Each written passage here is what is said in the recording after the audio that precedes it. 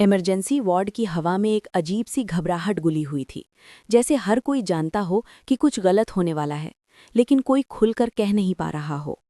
Stretcher पर पड़ा मरीज तेज तेज सांस ले रहा था। मॉनिटर की बीप हर सेकंड और ऊंची हो रही थी, और डॉक्टरों की आंखों में वो आत्मविश्वास नहीं था जो आमतौर पर ऐसे बड़े अस्पतालों में दिखता है। तभी भीड़ के बीच से एक साधारण सी लड़की आगे बढ़ी। न कोई पहचान, न कोई सफ़ेद कोट, न कोई अधिकार। उसने बस इतना कहा, अगर अभी सही इलाज मिल जाए तो इसे बचाया जा सकता है। जवाब में डॉक्टर हंसा। ऐसा हंसा जैसे किसी ने मजाक कर दिया हो। तुम क्या जानो इलाज? उस एक वाक्य ने पूरे वार्ड की हवा बदल दी। लड़की चुप हो गई, लेकिन उसकी चुप्पी में कुछ ऐसा था जो डराता था। और यही वो पल था जहां से सब कुछ बदलने वाला था। शहर का ये सरकारी अस्पताल बाहर से जितना बड़ा और व्यस्त दिखता था, अंदर से उतना ही थका हुआ और बिखरा हुआ था। दीवारों पर पुराने पोस्टर चिपके थे, जिनके कोने मुड़ चुके थे। फर्श पर दवाइयों और फिनाइल की मिलीजुली गंध थी, और हर चेहरे पर किसी न किसी तरह की जल्दी और मजबूरी साफ दिखाई देती थी। यहाँ हर दिन सैकड़ों लोग आते थे, कोई उम्मीद लेकर, कोई डर लेकर, कोई आखिरी सहारे के तौर पर। इसी भीड़ में वो लड़की भी खड़ी थी। न उसके कपड़े नए थे, न चेहरे पर किसी तरह का दिखावा। साधारण सलवार कमीज, हल्का सा दुपट्टा और आंखों में एक अजीब सी स्थिरता, जैसे उसने बहुत कुछ देखा हो और बहुत कुछ सहा हो। वो यहाँ किसी सिफारिश से नहीं आई थी, न किसी पहचान के भरोसे। वो बस एक आम लड़की थी, जिसे इस सिस्टम ने पहले ही सिखा दिया था कि उसकी आवाज़ की कीमत बहुत कम है। उसका नाम किसी को पता नहीं था, और शायद किसी ने जानने की कोशिश भी नहीं की। अस्पताल में नाम वही मायने रखते हैं जो फाइलों में मोटे अक्षरों में लिखे हों, या जिनके साथ सर और मैडम अपने आप जुड़ जाएं। वो उन नामों में से नहीं थी। वो उन चेहरों में से थी जो अक्सर दीवारों के पास खड़े रहते हैं, जो डॉक्टरों की नज़र से बचते हैं, और जो अपनी बारी आने तक चुप रहना सीख जाते हैं। आज भी वो चुप ही थी, लेकिन उसके सामने जो हो रहा था वो उसे अंदर से तोड़ रहा था। स्ट्रेचर पर पड़ा मरीज कोई उसका अपना नहीं था, फिर भी उसकी सांसों की लड़खड़ाहट उसे बेचैन कर रही थी। शायद इसलिए क्योंकि उसने इस तरह की बेचैनी पहले भी देखी थी, अपने घर में, अपने गांव में, उन जगहों पर जहां इलाज एक सुविधा नहीं बल्कि किस्मत का खेल होता है। डॉक्टरों के चेहरे पर तनाव था, लेकिन उनके शब्दों में वो संवेदनशीलता नहीं थी जो हालात मांगते थे। इमरजेंसी वार्ड की हवा में एक अजीब सी घबराहट घुली हुई थी। जैसे हर कोई जानता हो कि कुछ गलत होने वाला है, लेकिन कोई खुलकर कह नहीं पा रहा हो। स्ट्रेचर पर पड़ा मरीज तेज तेज सांस ले रहा था। मॉनिटर की बीप हर सेकंड और ऊंची हो रही थी, और डॉक्टरों की आंखों में वो आत्मविश्वास नहीं था जो आमतौर पर ऐसे बड़े अस्पतालों में दिखता है। तभी भीड़ के बीच से एक साधारण सी लड़की आगे बढ़ी। न कोई पहचान, न कोई सफ़ेद कोट, न कोई अधिकार। उसने बस इतना कहा, अगर अभी सही इलाज मिल जाए तो इसे बचाया जा सकता है। जवाब में डॉक्टर हंसा। ऐसा हंसा जैसे किसी ने मजाक कर दिया हो। तुम क्या जानो इलाज? उस एक वाक्य ने पूरे वार्ड की हवा बदल दी। लड़की चुप हो गई, लेकिन उसकी चुप्पी में कुछ ऐसा था जो डराता था। और यही वो पल था जहां से सब कुछ बदलने वाला था। शहर का ये सरकारी अस्पताल बाहर से जितना बड़ा और व्यस्त दिखता था, अंदर से उतना ही थका हुआ और बिखरा हुआ था। दीवारों पर पुराने पोस्टर चिपके थे, जिनके कोने मुड़ चुके थे। फर्श पर दवाइयों और फिनाइल की मिलीजुली गंध थी, और हर चेहरे पर किसी न किसी तरह की जल्दी और मजबूरी साफ दिखाई देती थी। यहाँ हर दिन सैकड़ों लोग आते थे, कोई उम्मीद लेकर, कोई डर लेकर, कोई आखिरी सहारे के तौर पर। इसी भीड़ में वो लड़की भी खड़ी थी। न उसके कपड़े नए थे, न चेहरे पर किसी तरह का दिखावा। साधारण सलवार कमीज, हल्का सा दुपट्टा और आंखों में एक अजीब सी स्थिरता, जैसे उसने बहुत कुछ देखा हो और बहुत कुछ सहा हो। वो यहाँ किसी सिफारिश से नहीं आई थी, न किसी पहचान के भरोसे। वो बस एक आम लड़की थी, जिसे इस सिस्टम ने पहले ही सिखा दिया था कि उसकी आवाज़ की कीमत बहुत कम है। उसका नाम किसी को पता नहीं था, और शायद किसी ने जानने की कोशिश भी नहीं की। अस्पताल में नाम वही मायने रखते हैं जो फाइलों में मोटे अक्षरों में लिखे हों, या जिनके साथ सर और मैडम अपने आप जुड़ जाएं। वो उन नामों में से नहीं थी। वो उन चेहरों में से थी जो अक्सर दीवारों के पास खड़े रहते हैं, जो डॉक्टरों की नज़र से बचते हैं, और जो अपनी बारी आने तक चुप रहना सीख जाते हैं। आज भी वो चुप ही थी, लेकिन उसके सामने जो हो रहा था वो उसे अंदर से तोड़ रहा था। स्ट्रेचर पर पड़ा मरीज कोई उसका अपना नहीं था, फिर भी उसकी सांसों की लड़खड़ाहट उसे बेचैन कर रही थी। शायद इसलिए क्योंकि उसने इस तरह की बेचैनी पहले भी देखी थी, अपने घर में, अपने गांव में, उन जगहों पर जहां इलाज एक सुविधा नहीं बल्कि किस्मत का खेल होता है। डॉक्टरों के चेहरे पर तनाव था, लेकिन उनके शब्दों में वो संवेदनशीलता नहीं थी जो हालात मांगते थे। एक सीनियर डॉक्टर बार बार फाइल पलट रहा था, जैसे कागजों में ही कोई जवाब छुपा हो। नर्सें इधर उधर भाग रही थीं, पर उनकी आंखों में भी एक थकान थी, जैसे वे जानती हों कि इस केस का अंजाम क्या हो सकता है। इसी बीच लड़की ने एक कदम आगे बढ़ाया। ये कदम छोटा था, लेकिन उसके लिए बहुत बड़ा। उसने किसी को रोककर, किसी को टोककर नहीं कहा। उसने बस हल्की आवाज में, लगभग खुद से कहा, अगर अभी ये दवा दे दी जाए तो शायद जान बच सकती है। उसके शब्द हवा में लटक गए। किसी ने तुरंत ध्यान नहीं दिया, और शायद यही वो पल था जब उसे पीछे हट जाना चाहिए था, जैसा उससे हमेशा उम्मीद की जाती थी। लेकिन वो पीछे नहीं हटी।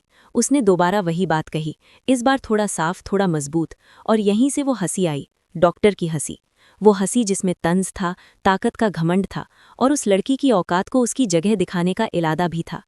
तुम क्या जानो इलाज? ये वाक्य किसी थप्पड़ की तरह था। वहां खड़े हर इंसान ने इसे सुना, लेकिन किसी ने कुछ नहीं कहा। कुछ ने नजरें फेर लीं, कुछ ने सिर झुका लिया, और कुछ ने मन ही मन सोचा कि ये लड़की अपनी सीमा भूल रही है। ये वही समाज था, वही सिस्टम, जहां ज्ञान से ज्यादा पहचान मायने रखती है, और सच से ज्यादा पद। लड़की के चेहरे पर उस पल कोई नाटकीय भाव नहीं आया। ना आंसू गिरे, ना गुस्सा फूटा। बस उसकी आंखें एक पल के लिए झुकीं, जैसे उसने ये जवाब पहले से सुना हुआ हो।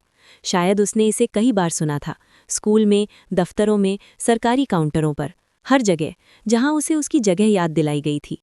लेकिन इस बार बात किसी फॉर्म या लाइन की नहीं थी, यहाँ एक जिंदगी दांव पर की। और यही फर्क था। उसने कुछ कहने के लिए मुंह खोला, फिर बंद कर लिया।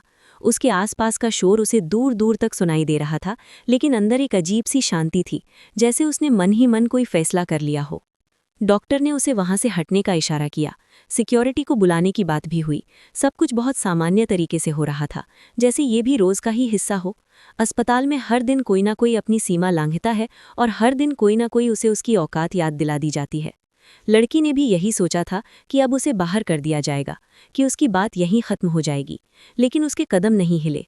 शायद इसलिए नहीं कि वो बहादुर थी, बल्कि इसलिए कि उसके सामने पड़ा वो मरीज अब भी तड़प रहा था, और उसकी आंखें बार बार उसी तरफ जा रही थीं। सिक्योरिटी गार्ड ने उसके पास आकर कहा, मैडम, आप बाहर चलिए। उसकी आवाज में कोई गुस्सा नहीं था, बस एक औपचारिकता थी। लड़की ने उसकी तरफ देखा, फिर डॉक्टर की तरफ, और फिर स्ट्रेचर की तरफ। वो बाहर जा सकती थी, शायद यही समझदारी होती। लेकिन उसके दिमाग में एक पुरानी तस्वीर उभरी आई। उसके गांव का छोटा सा सरकारी डिस्पेंसरी, जहां एक बार उसकी माँ को भी इसी तरह इंतजार करवाया गया था। डॉक्टर ने तब भी यही कहा था, अभी कुछ नहीं हो सकता। और कुछ घंटों बाद सब खत्म हो गया था। उस दिन भी किसी ने सवाल नहीं पूछा था। उस दिन भी सब चुप रहे थे, और उस चुप्पी का बोझ आज भी उसके सीने में कहीं दबा हुआ था। उसने बहुत धीमे से कहा, बस 2 मिनट दीजिए। उसकी आवाज में कोई चुनौती नहीं थी, सिर्फ एक विनती थी। लेकिन विनती भी तभी सुनी जाती है जब सामने वाला सुनना चाहता हो। डॉक्टर ने झुंझलाकर उसकी तरफ देखा। तुम्हें समझ में नहीं आता? उसने कहा। यहाँ प्रोफेशनल लोग काम कर रहे हैं। ये शब्द प्रोफेशनल उसके कानों में गूंज गया, जैसे उसके सामने एक दीवार खड़ी कर दी गई हो, जिस पर साफ लिखा हो कि वो इस तरफ की नहीं है। नर्सों में से एक ने हल्की सी नज़र उससे मिलाई, फिर तुरंत आंखें झुका लीं। शायद उस नर्स को भी कुछ गलत लग रहा था, लेकिन वो जानती थी कि यहाँ गलत और सही से ज्यादा जरूरी है आदेश का पालन। उसके हाथ हल्के से कांप रहे थे, लेकिन उसने अपने दुपट्टे में छिपा लिए। उसे लग रहा था कि अगर उसने अब कुछ नहीं किया तो वो खुद को कभी माफ नहीं कर पाएगी। उसने डॉक्टर को बताया कि उसने पहले भी ऐसे लक्षण देखे हैं, कि दवा का असर कैसा होता है, कि समय कितना अहम है। उसके शब्द सरल थे, तकनीकी नहीं। शायद यही वजह थी कि उन्हें और हल्के में लिया गया। डॉक्टर ने बीच में ही उसे रोक दिया। तुम्हारा मेडिकल बैकग्राउंड क्या है? उसने सवाल किया। लड़की एक पल के लिए चुप हो गई। ये वही सवाल था जिससे वो डरती थी, क्योंकि उसके पास दिखाने के लिए कुछ भी नहीं था। कोई डिग्री, कोई बैज, कोई पहचान। उसने बस इतना कहा, अभी जरूरी ये है कि मरीज की हालत बिगड़ रही है। डॉक्टर ने सिर हिलाया, जैसे वो किसी बच्चे की जिद सुन रहा हो।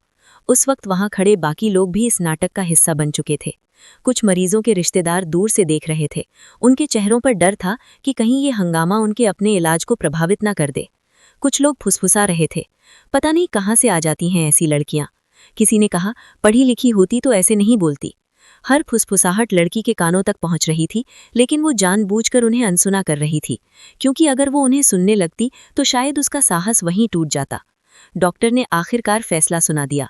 अगर कुछ हो गया तो जिम्मेदारी तुम लोग लोगे, उसने नर्सों से कहा, और फिर लड़की की तरफ देखते हुए जोड़ा, और तुम यहाँ से जाओ।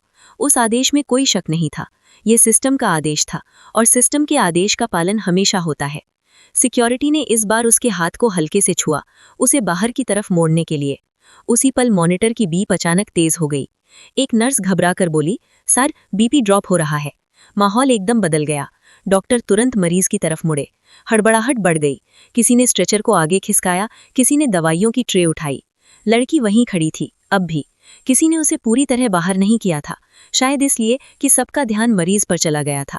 उसने देखा कि वही हो रहा है जिसका उसे डर था। समय निकल रहा था।